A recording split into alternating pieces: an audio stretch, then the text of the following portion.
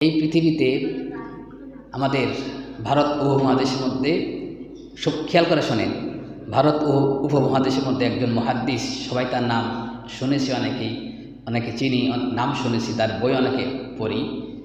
অনেক বড় মুহাদ্দিস আল্লামা শায়েখ আব্দুল আজিজ মুহাদ্দিস দেহলভী রহমতুল্লাহ আলাই, নামটা মনে রেখেন। আব্দুল আজিজ মুহাদ্দিস আব্দুল আজিজ দেহলভী রহমতুল্লাহ আলাই তিনি একটা ঘটনা উল্লেখ করেছেন। আল্লাহর এক বান্দা তাকওয়া কীভাবে তার মধ্যে, দেখেন আল্লাহর ভয় তার ভিতরে কেমন ছিল, এটি খেয়াল করেন। আমার আপনার মধ্যে যেন তাকওয়া আসে, আল্লাহকে ভয় করি, এই জন্য ঘটনাটা শোনেন। আব্দুল আজিজ মুহাদ্দিস দেহলভী রহমতুল্লাহ আলাই তিনি অনেক বছর বুখারী শরীফের দরজ দিয়েছেন। তে মুহাদ্দিস দেহলভী রহমতুল্লাহ আলাই তার একটা ঘটনা, তিনি একবার হাদিস পড়াইতেছিলেন, তার এক ছাত্রের ঘটনা। একটা কথা আছে না, যেমন বাবা তেমন ছেলে, বাপকা বেটা সিপেকে ঘোড়া। এরপরে একটা কথা আছে না, যেমন ওস্তাদ তেমন ছাত্র। তো তিনি যেমন আল্লাহওয়ালা বড় মুহাদ্দিস শাইখুল হাদিস, তার ছাত্র তো তেমনই হবে। তার এক ছাত্র অনেক দূর থেকে ক্লাস করতে আসে। একদিন তার চেহারা ছিল খুব সুন্দর, এদিকে খেয়াল করেন আমার ভাই বোনেরা, এদিকে খেয়াল করেন, সম্মানিত মুসল্লিন ইকরাম যারা আমার সামনে আছেন খেয়াল করেন, পর্দাওয়ালা যারা মা বোনেরা আছেন তারা খেয়াল করেন, কথাটা খুবই গুরুত্বপূর্ণ।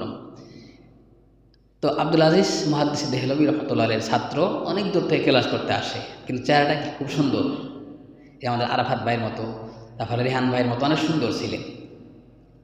তো এই ছাত্র ক্লাস করতে আসে অনেক দূর থেকে।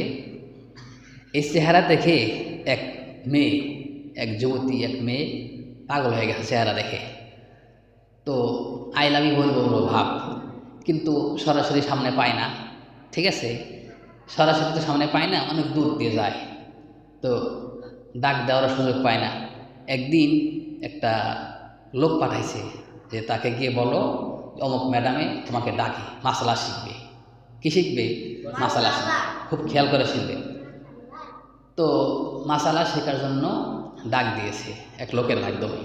তো হুজুর মানুষ চিন্তা করছে, আলেম মানুষ, মাদ্রাসার ছাত্র চিন্তা করছে যে লোকজন আমাদের থেকে মাসালা শিখে, ভালো কথা, মাসালা শিখতেই পারে। বাস ভিতরে গেছে, ভিতরে নেওয়ার পরে দরজা লাগিয়ে দিছে। খুব খেয়াল করে শোনেন, দরজা লাগিয়ে দিছে, মানে ছেলে সুন্দর, আবার মেয়েও যুবতী মেয়ে, মানে একটা ভাব হয়ে গেছে। শুধু আই লাভ ইউ মুখে বলে নাই, কিন্তু অন্তর অন্তর সব ভাব হয়ে গেছে। এরপরে দরজা লাগিয়ে দেওয়ার পরে বোঝে নিত যুবক আর যুবতী যেই কাজ করার বোঝে নিত। এরপর দরজা লাগাইছে কাজ করার জন্য। ঠিক এই মুহূর্তে এই মাদ্রাসার ছাত্র শাইখ আব্দুল আজিজ দেহলভী রহমতুল্লাহ আলাইহির ছাত্র কি করবে? কিং কর্তব্য বিমূঢ় হয়ে গেলে, আল্লাহ আমি কী করব? আমি তো গুনার কাজ করতে পারবো না, আমি তো জিনার কাজ করতে পারবো না, আল্লাহর ভয় কারে বলে দেখেন। তখন চিন্তা করলেন আমি যাবো কীভাবে, এই মেয়ে তো আমাকে যাইতেও দেবো না, দরজা তো লাগাই দিছে, এখন তো জেনা করবো। এমন করতে করতে আল্লাহর কাছে মুহূর্তের জিহাদ দিচ্ছেন, আল্লাহ তুমি আমাকে বাঁচাও, এই জেনার কাছ থেকে, গুনার কাছ থেকে তুমি আমাকে বাঁচাও। আল্লাহ তাআলা সাথে সাথে তার মাথার মধ্যে দিলেন, হে আলেম, হে তলবে আলেম, তুমি বাথরুমে যাও, টয়লেটে যাও।